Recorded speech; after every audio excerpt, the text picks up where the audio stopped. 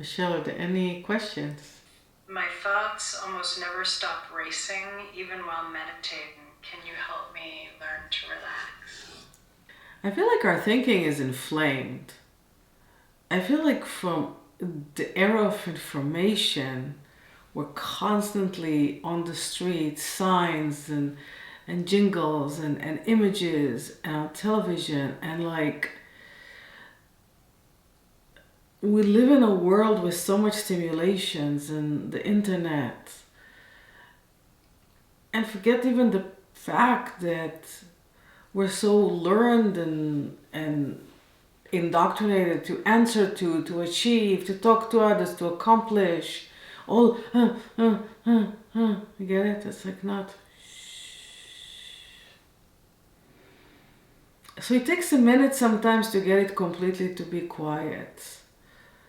I feel that the first step to quiet a person's head is to stop listening to the content. And I know it sounds easier said than done, but it's kind of really easy.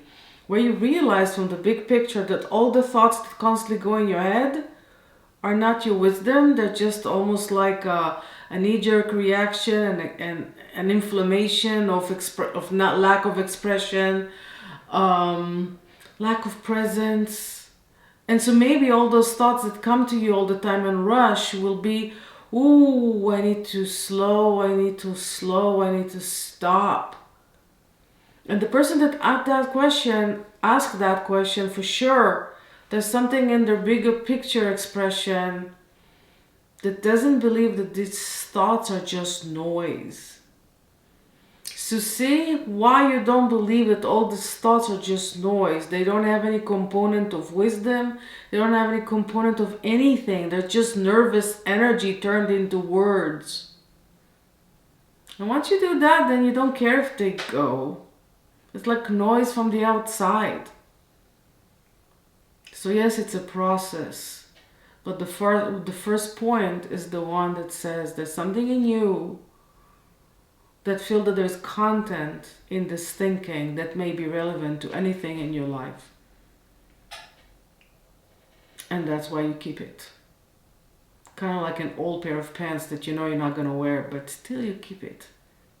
I've heard you say before this piece called I Matter, or this phrase. Can you describe what you mean by that? I matter is a mantra. It's something that people sometimes may feel moved to recite. I feel like I matter is a journey.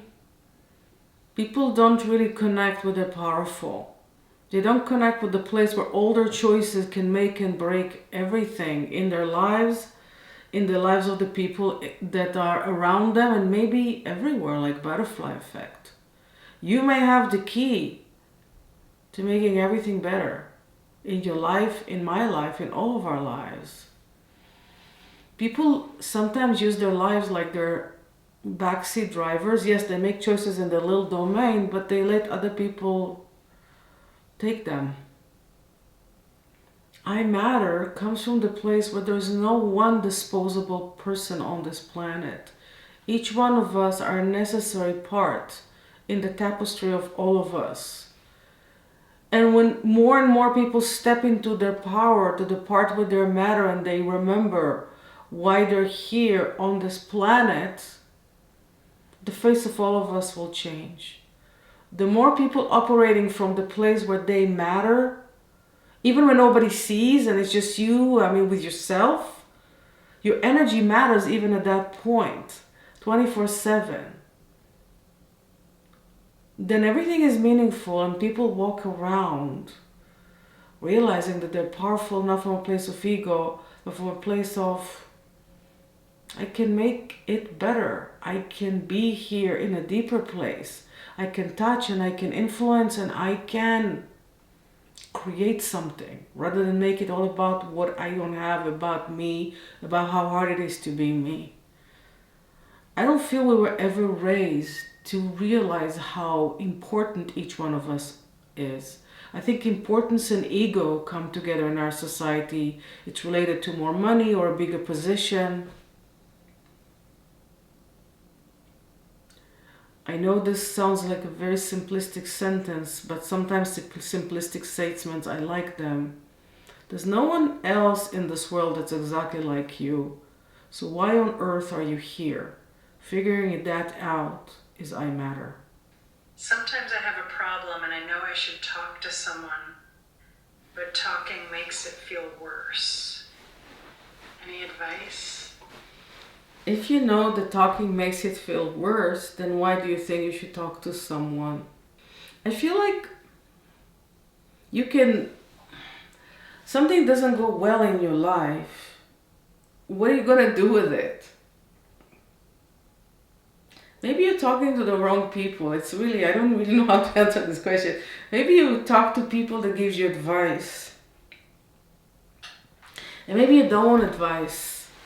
So when you talk to people, you need to define why you want to talk to that person. Do you want to unload? Do you need advice? Do you want someone to listen? I feel like we all should have a first aid kit to what we do when things don't go well in our lives on an emotional, on a mental level.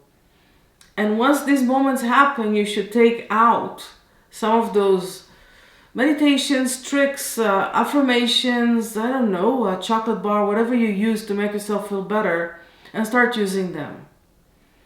I feel like what needs to really change is that I'm not okay walking around with loose ends of my life dangling around me and eating at my well-being. And so if talking to someone makes it feel worse, maybe you need to talk to someone that makes you feel better and tells you get over it, or, oh, I'm so sorry, or whatever you need to hear, or give you a good insight. But at the end of the day, you gotta say, I'm not okay with it. I'm not okay with things not being okay with me and just walking my life with those loose ends dangling all around. If I've wronged someone, is it always necessary to ask for forgiveness? What if they don't respond when I do? Should I just let that person go and trust that they're not supposed to be in my life? This is a very extreme question, very intense. If I wrong someone and I ask for forgiveness, so wronging someone is judging them or, telling them they're wrong, like almost like criticizing them in a way. And then and so somebody wronged someone else, and then I was like, oh my God, I wronged them. And then they tried to say, I'm sorry, that's the thing. And then they didn't get a response. Okay. So you didn't get a response. So wait for a response. I mean, this A, B, C, D, from here to there, from here to there. Give it some water energy is what I have to say. Let the person not act exactly like you want them to act. Why do we have to act exactly the way your fear wants us to act? Maybe they need a break from you. Do you want them to call you and tell you that they need a break from you so you can talk to them about it? Let the rest of the world act like it wants to act, and this place where we anticipate responses is a place of fear and control. So if somebody is not answering you in the manner in which you wanted them to answer you, and you go like this about it, you got some work to do with yourself. And somewhere deep inside, thank that person for giving you that opportunity to set yourself free of needing them to be a certain way. So that's what I have about that question. Thank you.